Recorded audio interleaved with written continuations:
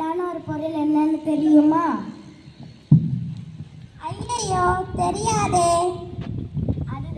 அதுதான் மனித மூளை.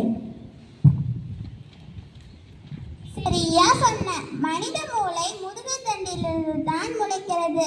இது உள்மூளை, நன்மூளை, பின்மூளை என்று 3 பிரிவாக உள்ளது.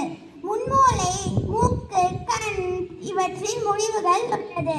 பின்மூளை, சிறுமூளை நம் உடல் அசைவுகள், உணர்ச்சிகளின் வளர்ச்சியை கட்டுப்படுத்தும்.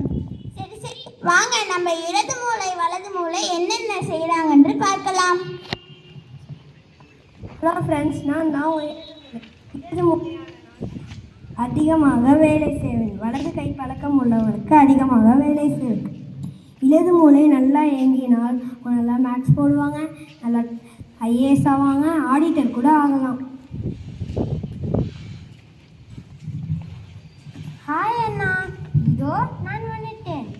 என்ன அண்ணா, உங்களை பற்றி மட்டுமே சொல்றீங்க, எனக்கும் இன்ட்ரோ வேண்டாமா? அதானே பார்த்தேன், நீ இல்லாமல் நான் எப்படி தம்பி இருப்பேன்.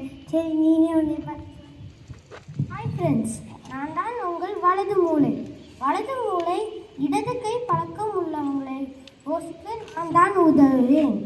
வலது மூளை நல்லா ஆக்டிவாக இருந்தால் அவங்க நல்லா டான்ஸ் ஆடுவாங்க, நல்லா பாடுவாங்க, நல்லா மியூசிக்கல் இன்ஸ்ட்ருமெண்ட்ஸ் ப்ளே பண்ணுவாங்க.